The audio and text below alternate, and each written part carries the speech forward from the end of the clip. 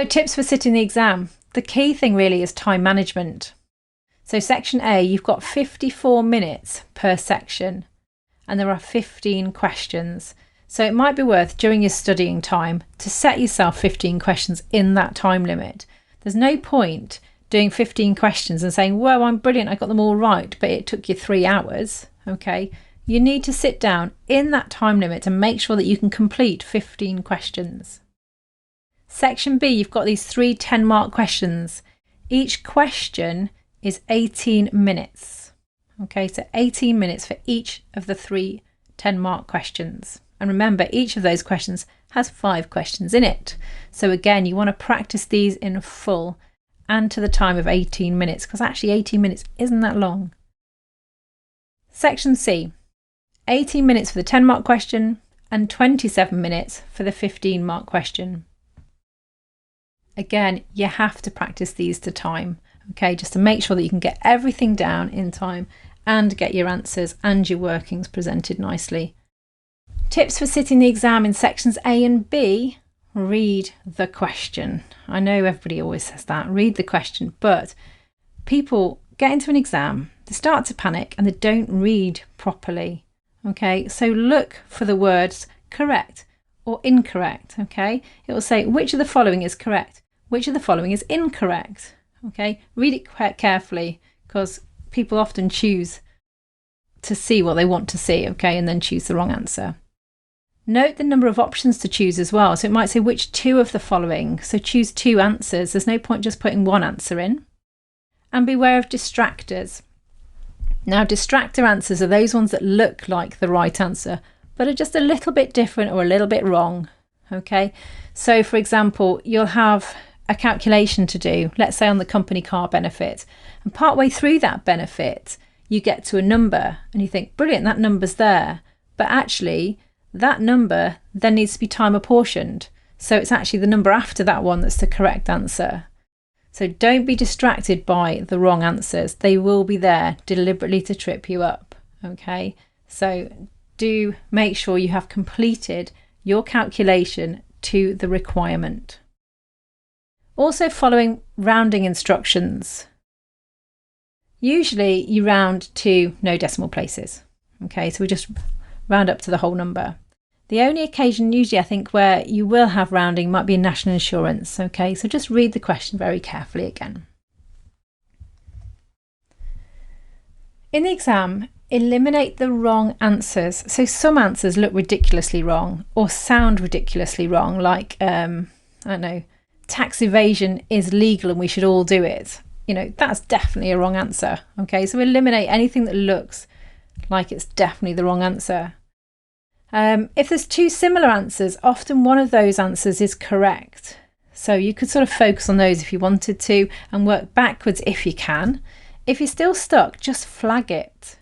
Flag it and come back to it. You can always come back to questions that you've been stuck on, okay? Even if you guess. Now, in a multiple choice question, what is the point in not answering the question? Just stick down C or B or A or D. Okay, it doesn't matter. If you can't do it, throw an answer down. You've got a 1 in 4 chance of getting it right. So that takes us on to guessing. Beware of outliers. Okay, there will be those ones that I've mentioned before that are definitely the wrong answers. Don't go for those. So if you've got 3 answers in the 50s and then you've got another one that's 700, it's unlikely that the 700 will be the right answer. Okay. Assess differences between answers. So if there's a couple that you're choosing between, read the question again, look at the answers, look at what's different between those answers, and then see if that helps you in any way. And then moving on to section C, constructed response questions. Okay, you've got 3 of them, remember. There'll be word processing pages, spreadsheets, and there could be pre-formatted templates. So they could put down an income tax template for you to fill in, or they've given you a blank spreadsheet and you have to construct that template. There will also be the word processing pages then for any written answers.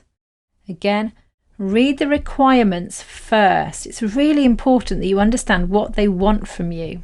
Okay, so if you read the requirement, you can then go and read the scenario and use that scenario time, reading time, to figure out how you're going to answer this question. Studying for this exam. First of all, make sure you book the exam at the start of your study period, and then you know what you're aiming for. You can see how much time you've got to divide up between now and when you're actually going to sit that exam. Make sure when you're practicing questions, wherever you can, you're practicing in the real exam software. The Practice Test Academy software is very close, or the ACCA software itself you could use. Make sure you always do questions to time. It's a bad habit to get into, to give yourself ages and ages and ages to do every single question, because you won't have the luxury of time in the real exam. As we said earlier, that section C is a blind spot for many, especially the words in section C, so make sure you give time to those, and that will put you ahead of the field. Cover the whole syllabus, even the hard bits. In fact, focus on the bits that you can't do when you're studying. It's tempting to stick to the bits you feel comfortable with, but the exam is designed to try and cover the whole syllabus, so you'll be preparing yourself best in working through the whole syllabus. Make sure that you learn mainly through question practice. Sitting and learning a file is a very passive way to try and learn. It's very hard for it to cram it into your head that way. It's often for people much more effective to have a go at questions once they've studied, have a go at questions, and then if there's any questions they can't do, then flick back into the notes to help you. And that's a much more proactive way of learning. It should stick in your head better. Focus on what you can't do in your study time, and then focus on what you can do on the day. And keep track of the questions you've done. So when you have a go at questions, try to keep the answers away from the questions themselves so that you can use those questions again later on down the line. I always used to keep track of the questions I got wrong in particular, and then after a bit of time had gone by, I'd have another go at them just to make sure I could now do them. So when you're studying, keep a diary and write what you're going to do every single day in those study sessions. And commit that. Put yourself first in this process and commit to those study sessions. Don't let other people and other things take them away. I'm not saying here you need to study every single day. You might well put a break day in your diary. There's nothing wrong with that at all. But stick to the dates that you've put in your diary.